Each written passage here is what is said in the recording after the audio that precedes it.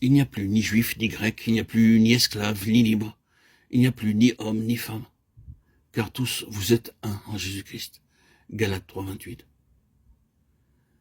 L'esprit est composé de trois parties. Premièrement, la conscience, cette faculté intérieure qui me dit ce qui est mal. Deuxièmement, l'adoration, l'aspiration à connaître l'invisible, mon Créateur. Où est-il? Comment puis-je le trouver? Où puis-je le trouver? Ce désir nous vient à des époques différentes. Certains veulent trouver Dieu dans la nature, d'autres dans des édifices, des temples. Certains veulent le trouver par des cérémonies rituelles. Dieu ne peut pas être trouvé ainsi, mais seulement par l'esprit. La troisième partie de l'esprit, c'est l'instinct ou l'intuition. Une pensée vient soudainement en nous. L'œuvre du Saint-Esprit est de me renouveler complètement afin que je reçoive en moi le Saint-Esprit. Avant que le Saint-Esprit ne vienne dans mon esprit, toutes les souillures causées par des pensées, des paroles et des actes mauvais doivent être lavées et ôtées. Dieu a placé un appareil d'enregistrement dans nos cœurs, et toute parole que nous disons, toute simple pensée que nous pensons, et ce que nous faisons est tranquillement enregistré dans la conscience. C'est l'appareil enregistreur de Dieu.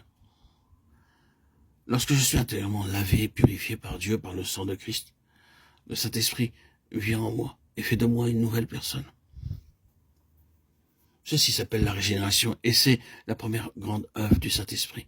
Tite 3, 5. La deuxième œuvre intérieure du Saint-Esprit est de me baptiser ou de m'unir ou de me placer dans le corps de Christ, de faire de moi un membre de la famille céleste, de m'amener sous le gouvernement du Seigneur Jésus-Christ. Nous sommes intérieurement unis à tous les croyants partout où nous allons, Éphésiens 1, 11 à 13. La troisième œuvre intérieure du Saint-Esprit est de nous sceller en vue de notre sécurité.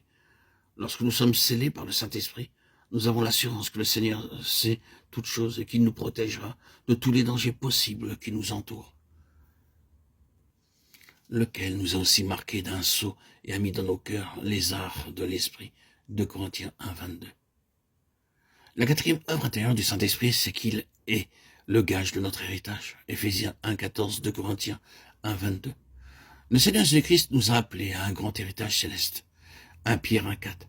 Il désire que vous et moi nous soyons prêts pour notre part à l'héritage céleste. La preuve en est le gage du Saint-Esprit.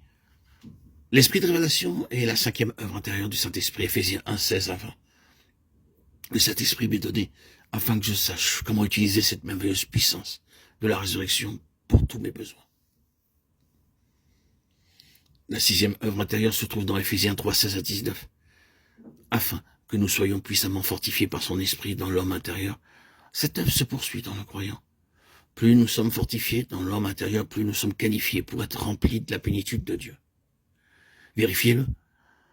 Chaque fois que vous vous sentez spirituellement vide et stérile, ou sans ressources et faible, mettez-vous à genoux et dites, Seigneur, fortifie-moi dans l'homme intérieur, et verse en moi ton esprit.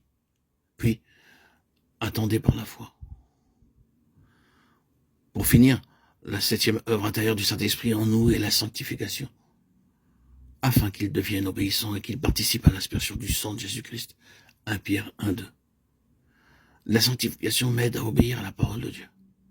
Le Saint-Esprit, en me sanctifiant, me donne un courage supplémentaire, jusqu'à ce que je dise, peu m'importe ce que pensent les gens, j'obéirai à mon Seigneur.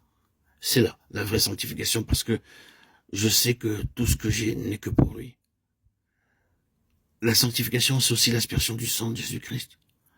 L'œuvre du Saint-Esprit est d'amener en moi l'aspersion du premier sang pour me maintenir parfaitement pur chaque seconde, chaque moment, chaque heure, et non pas seulement une fois pour un court instant. La septième œuvre est la sanctification pour l'obéissance et une constante purification.